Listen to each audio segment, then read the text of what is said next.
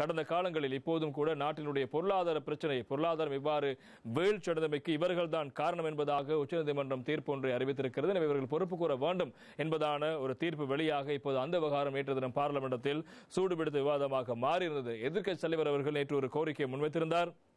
அது தொடர்பான செய்தி இன்றைய தினம் வீரகேசரி பத்திரிகையுடைய பிரதான தலைப்புச் செய்தியாக இடம்பெடுத்திருப்பதை நாங்கள் காணக்கூடியதாக இருக்கிறது. குடியுரிமையை நீக்க வேண்டும், ஜனாதிபதி ஆணைக்குழு அமைக்குமாறு எதிர்க்கட்சித் தலைவர் சஜித் சபையில் கோரிக்கை என்பதாக அந்த செய்திக்கு தலைப்பிடப்பட்டிருப்பதை நாங்கள் காணக்கூடியதாக இருக்கிறது.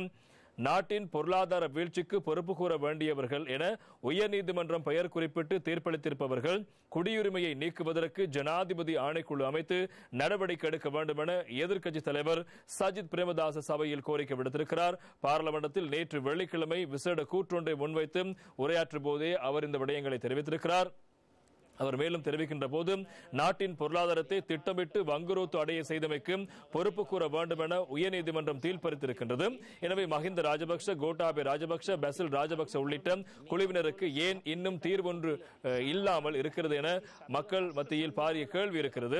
எனவே இவர்கள் தொடர்ந்தும் இவ்வாறே செயற்படுவதற்கு இடமளிப்பதா, நாட்டை வேண்டும் என்றே வங்குரோத்து நிலைக்கு இட்டுச் சென்று அடிப்படை உரிமைகளை மீறி இருப்பதாக தீர்ப்பளிக்கப்பட்டுள்ள இவர்களுக்கு தொடர்ந்தும் சிவில் உரிமையை வழங்குவது பொருத்தமில்லை என்றும் நாட்டு மக்கள் தெரிவிக்கின்றார்கள்.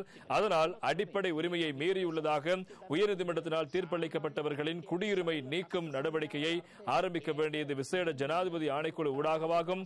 அதனை ஜனாதிபதியால் மாத்திரமே செய்ய முடியும். அதனால் இந்த நடவடிக்கையை மேற்கொள்ளுமாறு நாட்டில் இருக்கும் 220 லட்சம் மக்கள் சார்பாக ஜனாதிபதியை கேட்டுக் கொள்கின்றேன்.